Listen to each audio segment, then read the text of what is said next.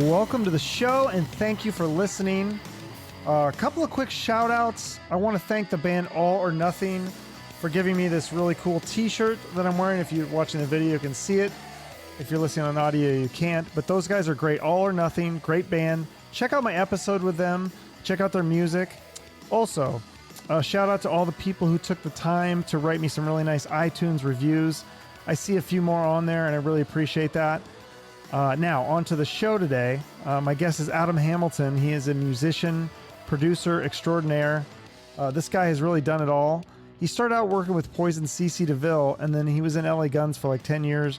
But he's a producer, and he's done music for movies and TV. So he's done a lot of cool stuff, and he has a lot of great stories. I had a blast listening to this. And I'll have to have him on again to hear more, because I just felt like there was so much stuff he was telling me. I was on the edge of my seat. I want to hear more and more. But I didn't want to interrupt the stuff that he was telling me. So we'll just have to have him on again and hear more stories. So this episode should definitely keep you on your toes. Check it out. Hey, welcome to the show, Adam Hamilton. How are you? Great, man. Thanks for having me. Yeah, How are you? I'm great. Yeah, this is busy this week. I got a lot of interviews, but this is fun. I like doing this stuff. So it's always fun to talk to you guys. Yeah, man. Me too. I love doing it too. You got a lot of stories, I'm sure. So let's start at the beginning. So tell me, I'm going to mispronounce this hometown. Is it Shreveport, Louisiana? Yep, you got it. Okay, so Jared Leto is from there. Terry Bradshaw, and this is the good one. Kenny Wayne Shepherd. Did you ever? He's a friend of mine. Yeah. No way, really? Yeah. I see Kenny Wayne like about once a week out here. I used to play in bars. I'm a little older than him, but yeah, I knew his dad, who was a big radio DJ, station manager there. And my bands, when I was in college, would be playing bars, and he would bring Kenny literally in diapers to see all the bands and let him sit in. And I literally saw him, play jam with his first band when he was 14. So yeah, man, Shreveport's got a lot of musicians. Kix Brooks from Brooks and Dunn, the country artist. Oh, I didn't know that one. Yeah. Very cool. James Burton. Who? James Burton, guitarist for Elvis Presley. Oh, Ricky okay. Nelson. Was football big there in Louisiana when you were growing up? Oh yes, football is very big there. And were you into it, or how did you avoid that if you weren't? There's no way to avoid it, man. You're an LSU Tigers fan, or you're an outcast, So you're into it. Are you still into it now, or? Not so much. I mean, I love it when football comes on in the fall and it gets a little cooler, and it's like, all right, the holidays are here. It's fun to have it on, but I don't follow anybody anymore, Okay. So you discovered music through your dad's records and the radio. Like, what kind of music were you listening to in those early years? Well, I grew up literally spending summers on the Mississippi Delta in Greenwood, Mississippi. And my cousin is Mose Allison. He's a very famous blues, jazz, piano singer, songwriter. He wrote a lot of classic blues songs like Young Man's Blues and Parchment Farm Blues that a lot of these famous blues artists covered. And it just kind of was in my blood, I just grew up around it all. I grew up everywhere you go. There's music in Louisiana. It's part of the culture. And just started beating on pots and pans when I was a kid, when I was 3. And my uncle said, I think you better get him a drum kit. It looks like he's going to be a musician. Yeah. So because you play the guitar, the bass, the drums, the keyboards, but drums was your main instrument. So did you learn all that stuff as a kid, or was some of that learned later? Yeah. You learned it all. Yeah. I kind of it was a natural to the drums, kind of took to it when I was 3 or 4. And then eventually as a drummer, usually you're like, well, I want to write songs and I want to play some melody. And you just kind of gravitate toward learning other things. All the drummers that I know a little bit of the others, Yeah. Cause can you write some songs on the drums? Like Metallica's drummer, he's always credited with a co-write of all the songs. Is he writing that stuff just with a beat, or is he? Well, probably not. He's probably saying, hey man, try this here and try this chord here. And I'm sure if Lars picked up the guitar, he could probably play a couple of chords enough to, be a contributor as a writer. I mean, he's so talented. Yeah, for sure. So you started doing production. This is crazy. At age 12 or 13, you got a 4-track and you're doing like the local bands. So did you have a lot of equipment? Was it mostly just a 4-track? And were you playing in the bands at this time too, or were you just doing the production? I was always a band guy. That was my thing. And then when I got about 14 or 15, I loved both sides of it so much. I loved playing music in a band. and writing songs and creating music and recording. But I also loved the nuts and bolts and behind the scenes of recording other bands. So I was equally obsessed with both. And I knew that I wanted to do both at some point in some way. And then later on, when I got a little older, I'd be watching movies on the TV and I'd be like turning the volume down and I'd be playing the guitar going, wow, I have a good little piece of music for that. So I thought, I also want to add to the list. I want to like work on music for TV and film. And so thank God I've been able to do all that. Yeah. That's kind of what I do now. Besides touring, I don't tour too much anymore. Right. But now I just stay in my studio all day and do that. The other two. Yeah. So when you were around, I think it must have been around the time you graduated high school, you decided all right, I'm going for it. I'm going to go make it. But instead of moving to like LA or New York or even Nashville, you decided on Austin. Why Austin as opposed to one of those bigger markets? Well, when I was younger, the thought of moving to New York or LA seemed really overwhelming and scary because I come from a small town and I just wasn't ready to make that jump. And I really didn't know where to go. So I just kind of migrated to the closest music town to me, and that was Austin. But it turned out that was a good move, and it was part of my plan because that's kind of where I got my first big break, was living in Austin. Right. So let's talk about that. So were you playing drums at this club where you're discovering? Okay, so you're playing drums, and Poison CC Deville is in town on the Flesh and Blood tour or something, and he just happens to come into the club. And so is he kind of like starstruck by you in a way? Like he's like mesmerized by your drumming, or what was it? He wasn't. He was watching a band at a bar downstairs where I was playing in the bar upstairs. And I saw him standing there and I just said, this is my opportunity. I got to go say hi to him and at least just say, hey, come hear my band. And I said hi and he was really nice and he gave me a big hug. And it was almost like I met an old friend. And this is like in the peak of his popularity. This isn't like this was in 91 when Poison had the #1 record in the country. And was he being mobbed by a bunch of other people too, though, or no, not at all. He was with a couple of people that he was hanging out with, and they came upstairs and he watched my band and he just got tickled watching me because I was a show off and throwing drumsticks and just acting a fool. And then he got up and jammed with us. And then after we played, he said, hey, I want you to come see us. We're playing tomorrow night. And I didn't have a gig. So I went and saw him at the Irwin Center the next night. Did he give you like a backstage pass or something? Or yeah, he gave me backstage passes and I went back there and we hung out. And then he got me on the tour bus afterwards with me and my buddy.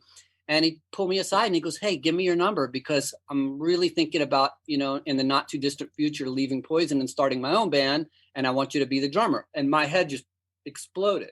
Yeah. So I'm like, it was one of those surreal moments for sure that you hear about in movies that you dream about happening. You lay in bed going, oh my God, this would be great if this ever happened to me. And so we swapped numbers out and then they continued on tour. And I got his number, he had my number, and I didn't hear from him for a year. And I called sometime within that year and got his answer machine and left a message, but I never got a call back. And I was so disappointed. And I just was like, my life is over. That was my big break. And now it's all down the tubes. And, like you do when you're a kid, you place all your eggs in that one basket and that's the only opportunity that'll ever come. Wait, your life's over. So let's back up for a minute though here before we move on to the rest of the story. Going back to the Poison tour bus, tell me about that because I saw the Poison behind the music. And again, this was at their peak of their career. Was this when all the crazy stuff was happening when there was all the girls and they were doing the signals and, this girl, that girl on stage and stuff like that? All of that. Yeah. Fortunately and unfortunately, all of that is true. But at that point, when I was hanging out with him, he was really segregated from the other guys because he was really unhappy and he was just not, it had just all, pretty much all the relationships had soured and he was on his way out. And, he was also going through a lot of substance problems. And it was not like I'm outing him or anything. This was that's tell you himself that he was struggling with. Hey, listen, it was the 80s, man, and everybody partied. Yeah. And everybody in the audience partied. Well, and this it was is just a party all the time. And that's what's so amazing about your story is that, like you said, it had been a year, but eventually he does call you. So I'm just curious, like, how did he even find, this is before cell phones or Facebook. Yeah. Like how he must have saved your number somewhere, like even in his drugged out state or whatever. He told me the story, and it's pretty miraculous. He said he came off tour and managed to save my number and threw it in a drawer at his mom's house, and then couldn't find it and scrambled when he finally quit the band. He tried to find my number, and he tried calling all these people, couldn't locate it, couldn't figure it out. Finally, he went over to his mom's house and for some reason went through that drawer and saw it. And it had my parents' number, because the number that I had was no longer active. I had moved to San Antonio. Oh. So that number he couldn't get me at. So he called my parents' house and woke my mom up at 3 a.m. and my mother was tickled pink because she knew about the whole story. And she was like, I hope that you would call one day, and here's his new number. Okay. And then he called me at 3:30 after he talked to my mom for like 20 minutes and woke me up. And it was another one of those surreal moments where you're just like, oh my God, this is actually happening. I thought it wasn't going to happen, and now it is. And it was amazing. And you really, I've realized that in my career now, as somebody who's almost 51 years old, that you have many different opportunities and breaks, but that's the one that literally like pulled me in and got me to Hollywood and like got me started. And that was my big break. It really was. Yeah. So you actually moved in with him, right? And you're living with CC Deville. I came out, auditioned, and literally flew out. He had somebody pick me up at the airport, and they literally drove from the airport up to the top of the Hollywood Hills in this giant mansion that you see on the Poison Behind the Music. And I literally was walking in going, oh my God, this is surreal. It was surreal. And he hadn't woken up yet. It was later in the day, and he woke up and gave me a big hug, and we kind of talked for a few minutes, and he said, hey, let's just go jam. And he had all this equipment set up in literally like a bedroom of a mansion, and like enough equipment to play the Forum. And we literally just played a Zeppelin song, and about halfway through, he goes, you got the gig. Let's go hang out. And we literally just hung out for the weekend and jammed and just partied, and it was great. It was amazing. So I flew home. We had Christmas and New Year's, and then I flew back right out and lived with him for 4 months. And we tried to get a band off the ground, but it never happened. So yeah, the CC Deville experiment, I guess it didn't, the experiment did not come to fruition, but so those 4 months hanging out with CC Deville and living with him and was there like some guest stars in this party? Like, was it, who else were you hanging out with? Or did you have to sign like an NDA for this? 'Cause everybody you can think of would come hang out at that house. I mean, I met everybody you can think of. The first day I got there, Stevie Rochelle from Tough and his girlfriend were there, and I got to meet all those guys. And then the Bullet Boys came over that weekend, and then Tommy Lee came over that week, and Steve Lukather came over the next week, and Sam Kinison came over one night, and Sam Kinison. And I mean, that was his life. That was the life he was living, and he was living at the top of the hill, and it was the party house, and it was crazy. It was everything you ever imagined, and it was the tail end of that. Yeah. But it was, I got to live it for a little bit, and it was pretty crazy. But so is that why the band didn't happen, because he was just partying too much, or was it just? Well, I think everyone was partying a lot. The timing was terrible for this band. As great as the band was, it was really a great band, and that we were writing great songs. But it was, Nirvana was on TV, and you were literally watching Nirvana going, we're a little too late for what we're trying to do right now. And I just feel it, because like I liked Nirvana and I liked Alice in Chains and all that stuff. I was young enough to really like get into all that, although that wasn't, I was one of those people that when the times changed, I kind of was young enough to like go, oh yeah, oh, I like some of that. Oh, that's cool.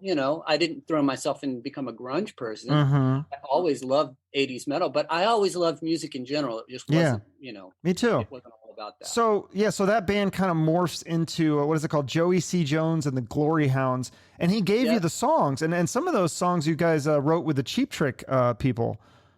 Yeah, he gave us one song to use on the record, which was called Broadway, and we did that. But Joey the singer had worked with Rick Nielsen and Robin Zander prior to meeting up with CC. And those guys had produced a couple of songs and given Joey an old unreleased Cheap Trick song called Wait All Night. and nothing ever happened with it, but they gave us the blessing and they said, hey, put it on your album. So that's why that became our single. Okay. And that band that also just kind of fizzled out. And then you joined another band, right? God's Child, which changed their name to Joe 90. Yeah. And then this was cool because you guys got signed by the Counting Crows singer, Adam Duritz, and he got you to open for Counting Crows.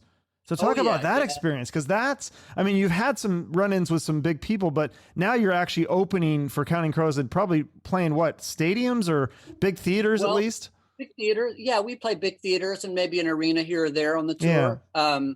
I met Adam through some mutual friends just out in Hollywood, and he just was a really sweet guy. And he would come see Joe, which was called God's Child, but we had changed the band name to Joe 90 because God's Child was signed to Warner Brothers on Quincy Jones's label.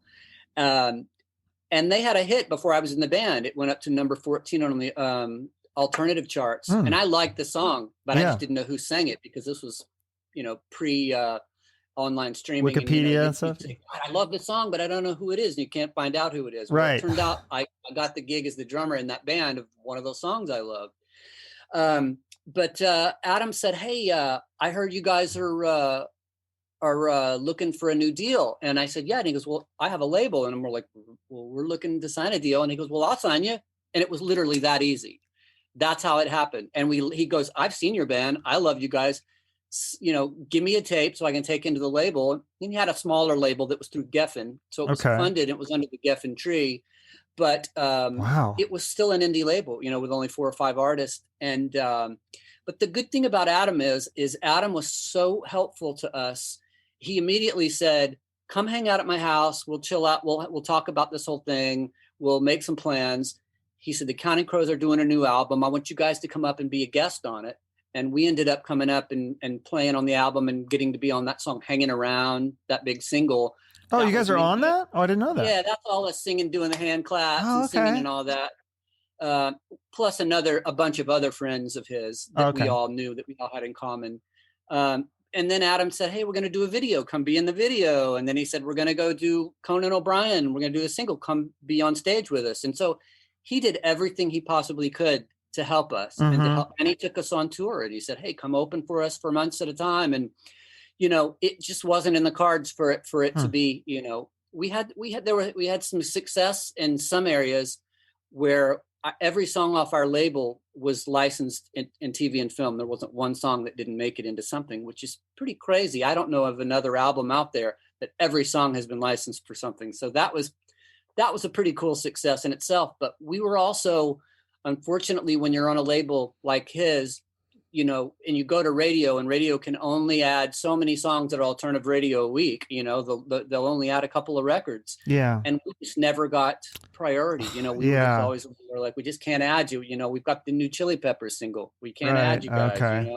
Yeah. And then you're it was a tough time. Yeah. And we didn't have,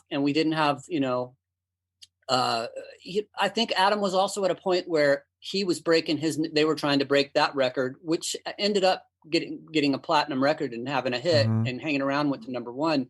But at the same time, man, listen, when you're out there working a record and you're an artist and you're going on tour, and then you're trying to nurture another band and help, you've only got so many hours in a day and so much energy and you can really only do so much after all in the end of the day, Right. So I will always appreciate him and everything he did for us. He's been a great friend, and all those guys couldn't be nicer guys, and we're friends with them all still today. So that's great. Yeah. And then you had another band called Needle Park that was kind of a one-off with Joey C. Your Joey C. Jones bandmate Craig, and that had some guests on it, Donnie V and the guitarist from Buck Cherry. But that's another one that fizzled out. So what do you think, like up to this point, you've been in at least 3 bands. I know you're in another alternative. You played drums for Brian Jones Massacre, but you've had 3 bands that record deals. You did this touring. You work with all these big names, but none of these bands quite popped. Like, what did you learn from being in all these bands? Like, why do you think they all fizzled out? And why didn't you guys just keep going, even though maybe, like you said, you weren't getting the radio airplay, but you didn't, but then you just you gave up, or what happened? It's just everything runs its course, and everything has its time. And a lot of times you don't even really, in situations like that, you really don't have to And another thing is having a band is like imagine trying to date 4 different women at the same time. Think about having to manage all those relationships and those dynamics and keeping everybody happy, and somebody wants this, somebody doesn't want this. It's harder. I've been married for almost 15 years, and being in a band is harder than being married. It's tough, man. Yeah. You know, and when you're in your 20s, you know, your frontal lobe is not even fully formed yet. So you're doing some stupid things, and you're not making really rational decisions. It's tough, man. You know, and having a success, having a song or an album, you know, a successful album, much less a platinum or a gold or platinum or a number 1, is millions to 1. The odds of that happening, you know, it's just it really is when you look at the odds that are stacked against you, and why somebody like Vanilla Ice will sell 16 million albums, and then somebody who's, you know, Miles Davis will only sell 1. I don't know. Who's to say, man? It's all relative, you know, but it is what it is. Yeah. You know, well, it is what it is. And you just go on the journey, and, you know, things happen. And but what a fun journey it is for you. You're making all these connections. And so one of these connections you made with the bass player of LA Guns, Muddy Stardust. And so he quits or he leaves or whatever reason, he recommends you to be the bass player in LA Guns. So, I mean, this is not like joining the Rolling Stones, but this is like a pretty, you know, this band is established, you know, they're not going to be a one-off and done kind of thing. This is a band that's going to keep going. It's a machine. So did that kind of feel like at that point, like, all right, I've kind of like made it in a way, like I've got a steady gig. We're going to have shows. We're going to tour. We're going to do the records. And you were in there for a while, right?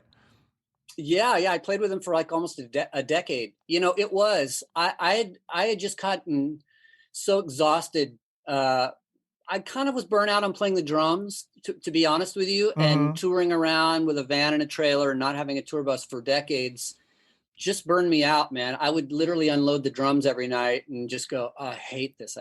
And my drum kit kept getting smaller and smaller, and I'd be only bringing in certain things, you know, and finally I'd end up like looking like the Stray Cats drummer with just 2 drums, because I was like, I'm just over it. Yeah. And I literally came off the last tour that my band, that Joe Niney did, and we all just knew that it was the end of the road, and our record deal had kind of, that label had literally been folded. So Adam's label, they folded it up, and we didn't have a deal, and we just knew it was time for something different. And Muddy is a great producer. He produced one of those Brian Jonestown albums. Okay. And that's how I got to play on it. He called me in to play drums on one of the albums. And that's a whole nother side story for later. But Muddy was going off to play with Slim Jim from the Stray Cats, Gilby Clarke, and Teddy from Guns N' Roses to do a band.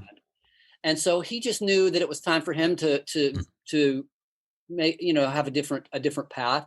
And he said, hey man, I know you play bass. Do you want to play with LA Guns? And I'm like, all of a sudden I'm like, yeah, man, that sounds like a lot of fun. That would be a blast. I loved LA Guns. Didn't know any of the guys except for Muddy. But it just felt something else. Something said, this is going to be fun. I think this is going to be great. And it was one of the best decisions I ever made. I got to go around the world 6 or 7 times. I had never gotten to, you know, leave the States before, you know. Now it's like I have friends in Turkey and in Greece and you know, England. It's been such a blessing. And I'm still friends with those guys and working with them today, but not in the band. You know, my home life is a lot more chilled, and I don't do a lot of traveling these days, but it was one of the greatest things. It still is. I thought I read something about you were jamming with Steel Panther at night and partying on the Sunset Strip. That must have been in their infancy as a band. They weren't even called Steel Panther at the time. They were called Metal Shop. Metal Shop. And they would play it every Monday night at the Viper Room. And Styx wasn't even in the band. The drummer was actually Ray from Korn, who was prior to him playing in Korn, he was in Metal Shop, and he put on a wig, and I'd go up. Oh man, we had so much fun. One night we were jamming, and they would let me get up and play with them. And we were playing a Bon Jovi song, and all of a sudden the crowds parted, and Meatloaf literally came running up to the stage. And Meatloaf's a big guy. Yeah. He jumped up on the stage, leapt up there, and grabbed the mic, and they started doing a duet. And I'm like, I'm on stage playing with Bon Jovi songs with Meatloaf and Metal Shop. Like, it was bizarre, but it was so much fun. That sounds like a blast. Any other special guests? That was our Monday night hangout. Was you'd go down, see Dale Gloria, because she was the booker and the promoter. She's an old friend of mine, and hang out with all my friends at the Viper Room and listen to some fun 80s and get up and jam. It was just the best. Oh, that's real. And then they moved to the Key Club, I think, right? Yep. That's a bigger venue. As things got bigger, and they moved to the Key Club, and I think that's when they took on the name Steel Panther. Steel Panther. Yeah, I used to go see them in Vegas. They play at the House of Blues, and it used to be free. And they'd be every Saturday. They'd be there, and I'd get my girlfriend get so mad because every time we go to Vegas, I'm like, we have to see Steel Panther. She's like, again? I'm like, yeah, because every time I see them, the show was totally different. It was like almost new songs. All the banter was totally different. I don't know if they improvise that or what, but every time I see them, it's different. Yeah, I mean, I would see them from week to week, and I swear to you, they really had the chemistry of a great comedy team. I mean, it was unbelievably funny and witty and smart, you know, but totally getting it. Yeah, it was great. Yeah. So you're doing LA Guns. What of all the LA Guns songs that you like played with and wrote, is there any that you're like, what are the ones that you're most proud of or that really stand out to you? I mean, the first record I got to make with those guys, Waking the Dead, was pretty cool. I had never really been in a situation where a band would just say, hey, let's all sit in a room and literally, or go to sound check. Let's just get up and write a song. And I'm like, wow, that's great. You know, usually bands would like, hey, I got this song, let's work on this. Or the songwriter for the band would allow me to co-write with them. But this was just like, hey, what do you got? And I'm like, man, I got a bunch of ideas. You want to hear them? And they'd be like, yeah, fire away. And that's a record that's really, really cool. And I think kind of stands the test of time for a rock metal album, and getting to make a record with those guys, you know, I mean, I was literally in with the OGs. I was the only one that wasn't an original. So, I mean, you can imagine the great stories, you know, that I got them to tell me, and still do. I still would tour with them and are like, hey, tell me about this and this. And, you know, would you tell me a story? I want to hear, tell me a story. Is there anything you can remember? We were making a record with Andy Johns, you know, the guy who recorded Stairway to Heaven, you know, so being that Tracii Gunn's favorite band is Led Zeppelin, I would say that's in my top 5. We're playing with the guy that recorded Led Zeppelin. So just getting to show up every day and walk in the studio and go, oh my God, like I'm getting to make a record with LA Guns and Andy Johns is producing it. You know, it just blew my mind. I think there really wasn't a day in all those years that I wouldn't wake up and go, this is pretty cool, man. I am really thankful for my life today. There was no drudgery. There was no, oh, I got to go do this. I'm like, no, I get to go do this today. No, that's amazing. I get to go rehearse. I get to go play with these guys that I was fans with, that I had their albums, that I had the pictures on my wall, that were one of the coolest bands from that era and still are, you know. That's really cool. And then it gets better because then you get to play drums and guitar for Brides of Destruction. Before they were called Cockstar. So that's Tracii Guns and the Nikki Sixx. Yeah. So that must have been, I mean, you ended up leaving for whatever reason, but like you were playing with them for a little bit, right? Really, all that really mounted to was at the end of a tour, Tracii had connected with Nikki and they both said, hey man, I want to do something. Do you want to do something? And Tracy's like, yeah, let's do something. So what Tracii said was, hey, I'm going to do a side project, because Tracii was always known to do stuff like that. Right. He just needs to keep fresh, man. He needs to keep inspired. He needs to keep moving. He doesn't want to do the same thing twice.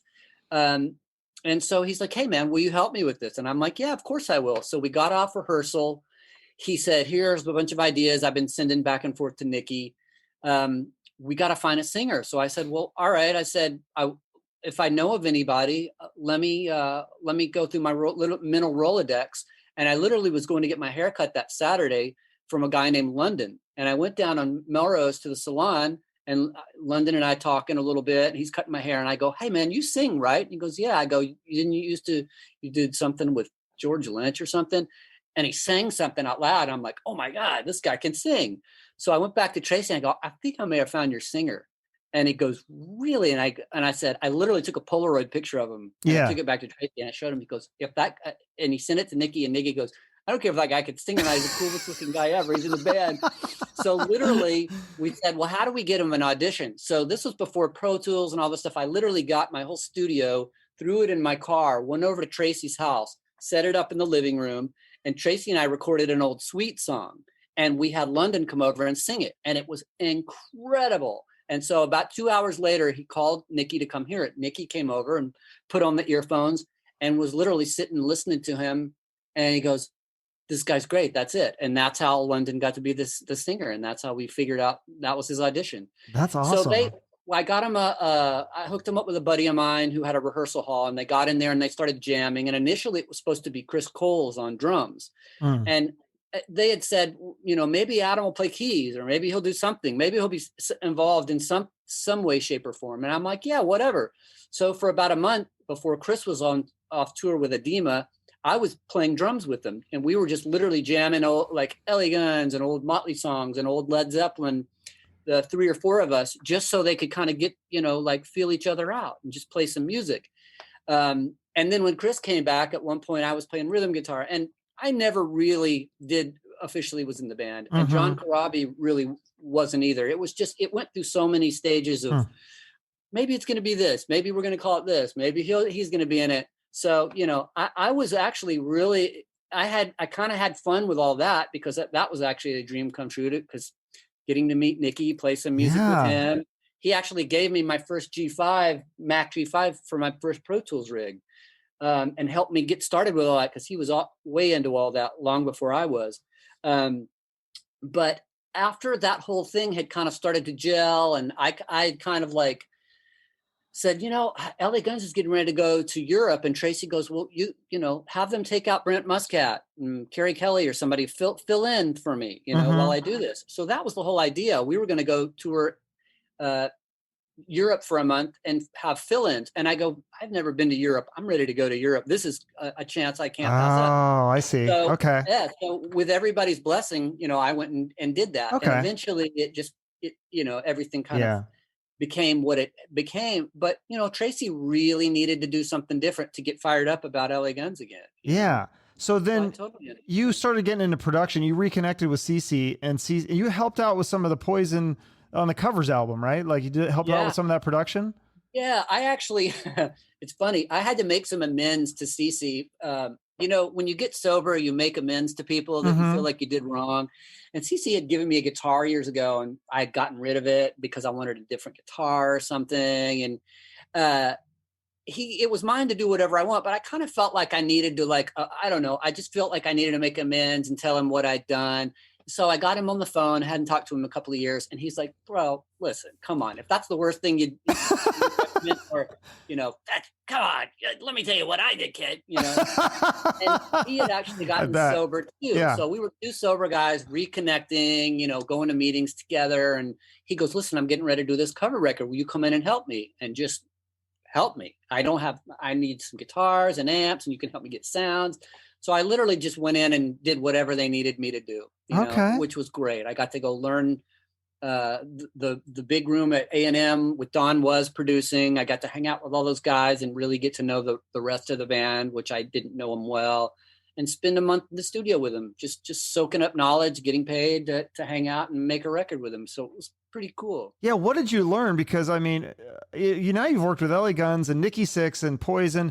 Yeah. What did you learn in terms of production? Because this is kind of before you started doing the production side of it. You know, I could tell. I could tell, you know, it would take me all day to tell you all the lessons. But one of the great things I learned was to keep my mouth shut and to listen more than speaking out. And when you're assisting people in the studio, you don't need to give your own opinion. You don't need to, you know, unless they ask you what you think about something, you know, like I'm a very opinionated person, and I would, you know, love to raise my hand and say, oh, I got a great idea for that. But it's like, just knowing your place, knowing you're in the chain of command, and being a sponge, soaking it all up and learning stuff. And also not being afraid to ask questions. Like I would ask Don when I knew it was an appropriate moment to ask Don was a question, that I wasn't interfering. They didn't have a workflow going. Maybe he was just chilling, and I would be like, hey, I have a question about that. And he would be like, of course.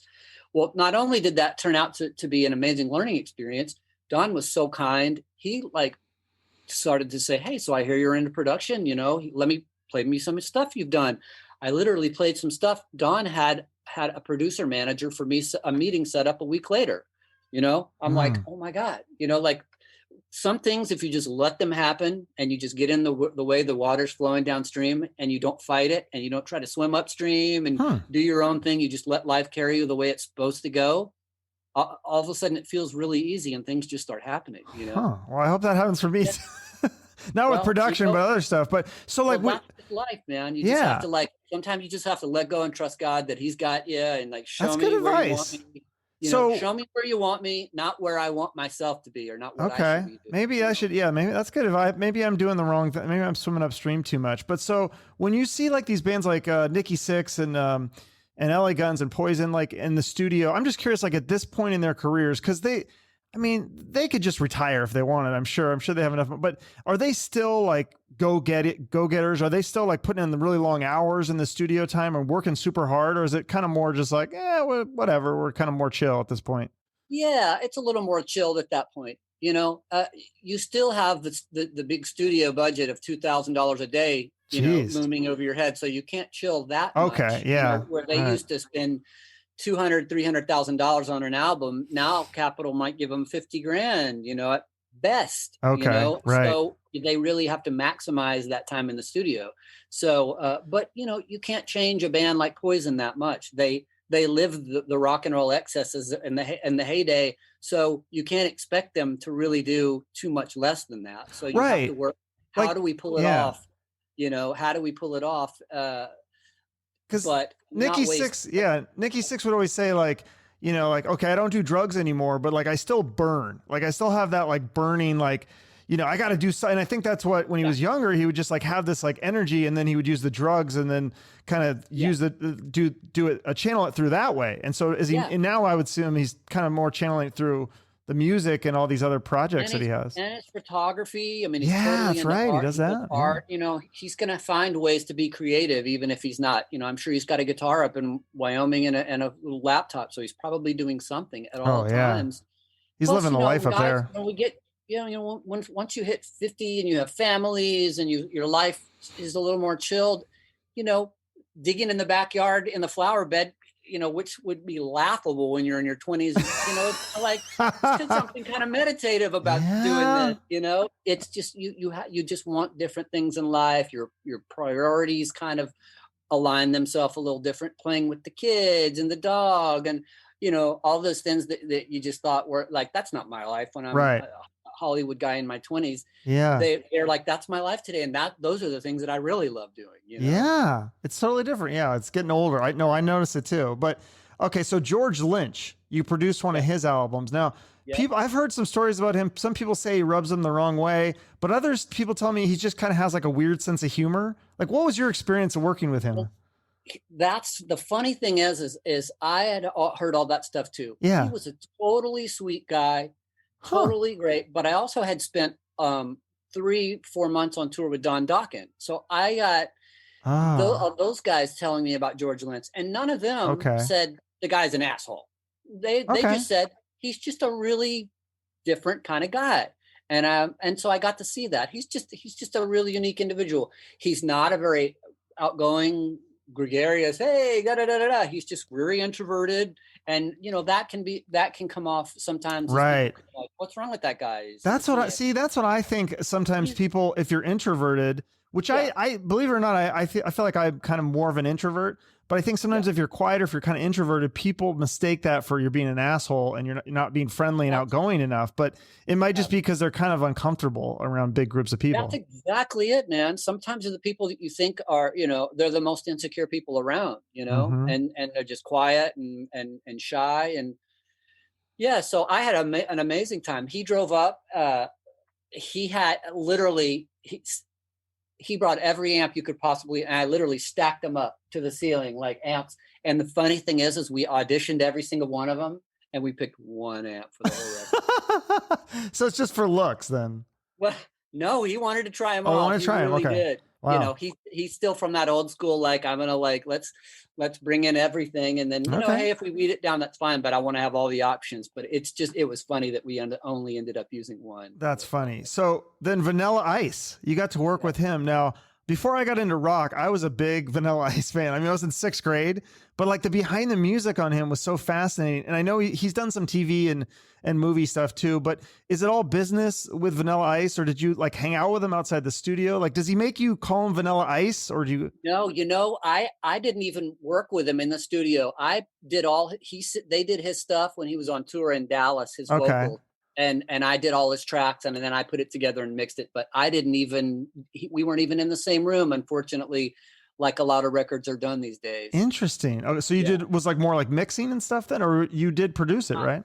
Yeah, I did all the music, mixed it, and he recorded his vocals, and I literally flew him in the tracks. Interesting. So Is that yeah. what about Leif Garrett? What was he like? Yeah. That was another great behind the music. Yeah, Leif's amazing, man. He's a total sweetheart. He's one of the smartest, funniest guys you'll meet. You know, he's you know, he's just been through a lot, and I think when you're a child star, you know, 9 times out of 10, it's hard to come out of that and live any kind of normal life. And I think that's maybe what he struggles with is, you know, dealing with the other side of being a child star. But he's incredible. I mean, he comes in, he sings in key. I never have to tune his vocals. He's old school. He knows how to sing double himself, and he's great. He's a blast to work with. He's a lot of fun. We had a good time doing that. And then you got to tell me about William Shatner. And this record is so cool because of all the guest stars: Peter Frampton, Sheryl Crow, Mike Inez, Michael Schenker, Zach Wilde, Richie Blackmore. I mean, did you get to work with those guys, or those people that came in and laid their tracks when you weren't there? Most of the people I got to work with, Sheryl Crow came in, Lyle Lovett came in. We did Zach Wilde's up at his place, and me and Shatner went. Nick from the Strokes, who's a buddy of mine, he came here. But there was a couple like Richie Blackmore who wasn't here. He, you know, he lives in the woods of New York, and Pat Reagan will record him there, and then he'll send his tracks. Okay. But yeah, man, I ended up getting to meet him, and the president of the label said, "Hey, I'm going to put out a really interesting record, and I think you might be great to do it." And we just hit it off. And he ended up saying, "Listen, Shatner would be like, I have no idea about music. I just know that I have a blast doing this. It's totally funny. People get a kick out of it, and and it's a lot of fun. So let's see what we can do." And we just ended up becoming friends, strangely enough. And me and my wife go over and watch Monday Night Football at his house now. What? So I've ended up doing 3 records with him now, and we still hang out. We go to his charity horse shows, and we go hang out with his family. It's really weird because, like, out of everybody I've worked with, you know, becoming friends with at the time he was like 85 years old.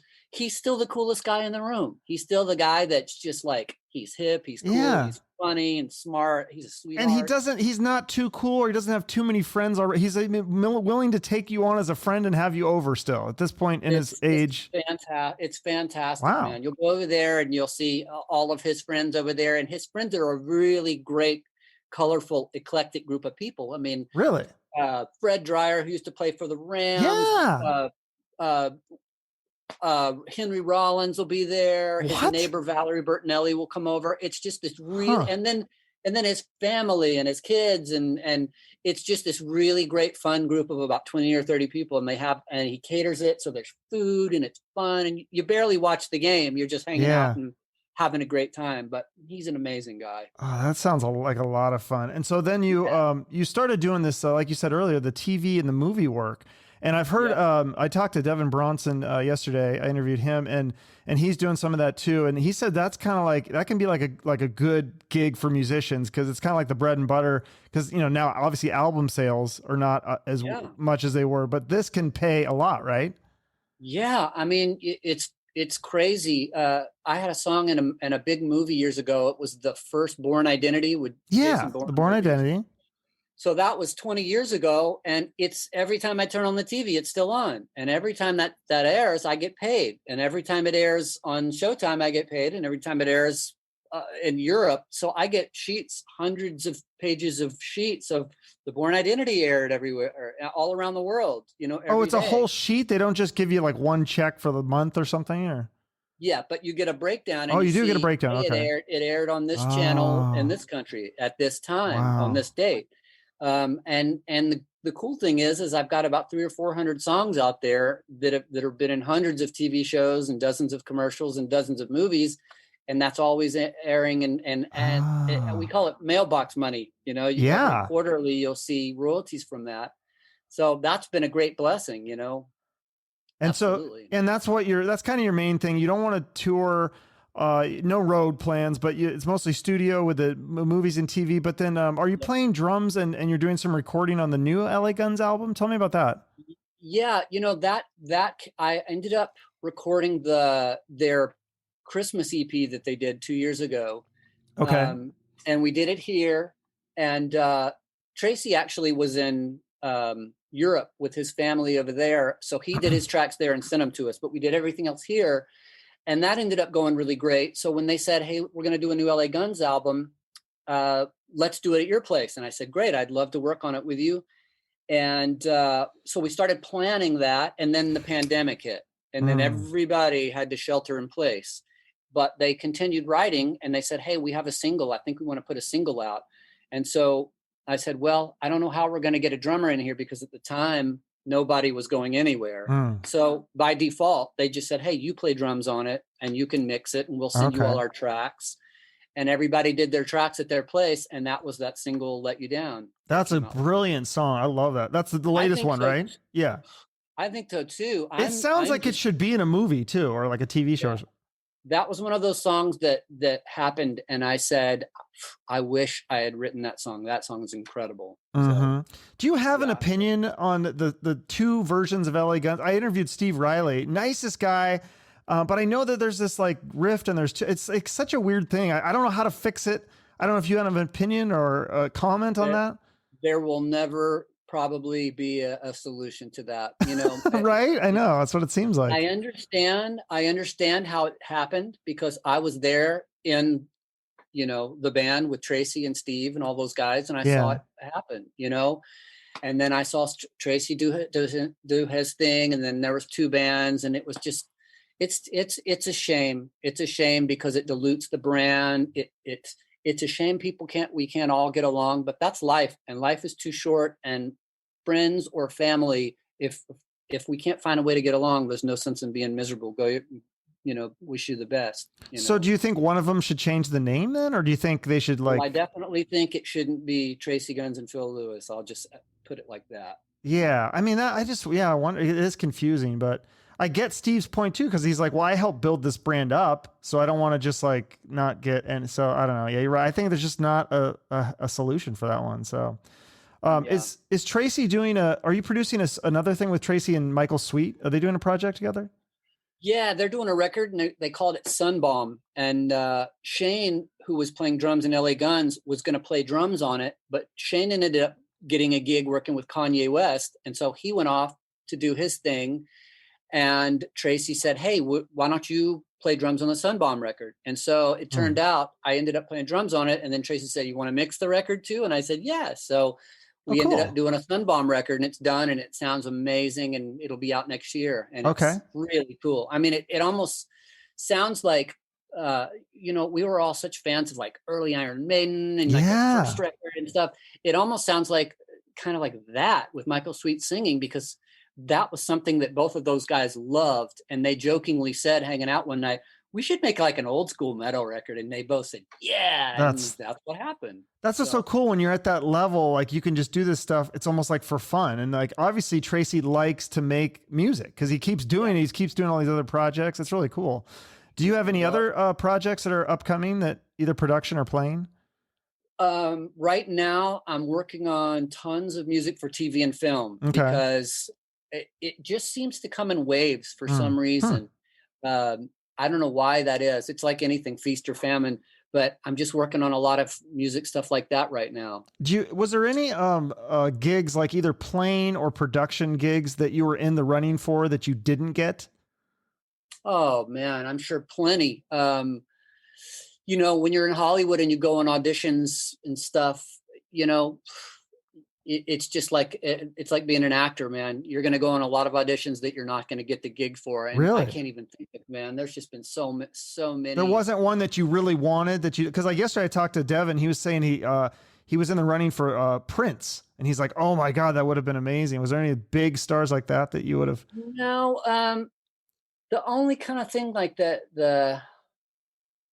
yeah, Prince, that would have been a great. I can't think of anything because I've never auditioned for anybody on that level or anything like that. Yeah. But that would definitely be disappointing, but understandable. Prince's. How do you get production, like to be a producer? How do you get those gigs like the William Shatner, Vanilla Ice? And do they reach out to you or?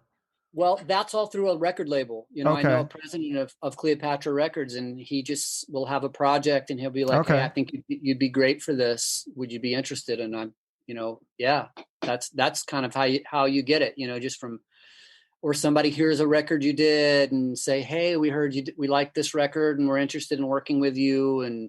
But most of it come through the label. Okay. So and a lot of it's connections, who you know and stuff like that. It's all who you know. Yeah, absolutely. And so back in those party days when you weren't sober, like, and there was all these parties going, what were some of the, was there any like a one party that really stands out where you're like, you just couldn't believe the people that were there, like these A-list celebrities or rock stars or movie stars? Or when I moved out in '94, I ended up meeting a girl named Julie McCullough, and she was Playmate. She was from Growing Pains, Playmate, and she was on Growing Pains. And Julie and I ended up becoming really good friends. And I realized that once she and I became friends, we just had a group of mutual friends of about 20 or 30 people, because Hollywood is just such a tight knit and everybody knows everybody. And so we would play down at this club, me and a bunch of friends, just a cover band. And Julie would come down and bring all her Playmate friends and Hugh Hefner and all his girlfriends at the time. And this became a weekly thing on Wednesday night. You know, we'd reserve a table for them and we would just have the Wednesday night party at what's called the Opium Den in Hollywood.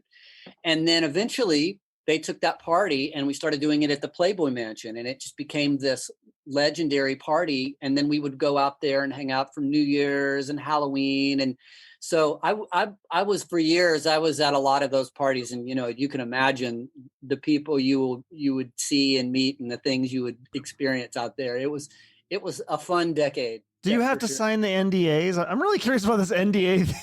I don't ever remember anything about signing anything like that, but I'm really old school, so maybe that was before my time. Maybe that they're doing all that stuff now. Yeah, because now it seems like they don't want those stories, but nothing stands out that a story that you want to tell here is what you're saying. Oh man, I mean, I literally remember like walking around like in the back of the Playboy Mansion, and there's flamingos walking like this, and you're just going, where am I?